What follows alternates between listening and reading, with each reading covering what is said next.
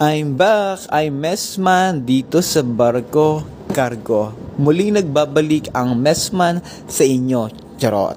Siyempre, Messman nga pala ako dito sa barko. At kung ano yung nakikita nyo po ngayon sa aking video, ito po ay pag-aayos ng aking store dito po sa Gulayan. Ito po ay vegetable store.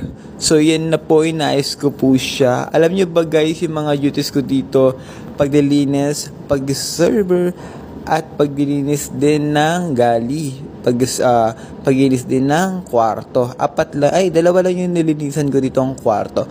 So baka gusto nyo pala masundan yung aking mga duties of responsibilities, nandiyan na siya guys. At syempre yung kompletong detalye talaga na sa aking YouTube channel. Panoorin nyo na lang siya guys, ang Messman, anong trabaho sa barko, para masundan nyo yung aking YouTube tips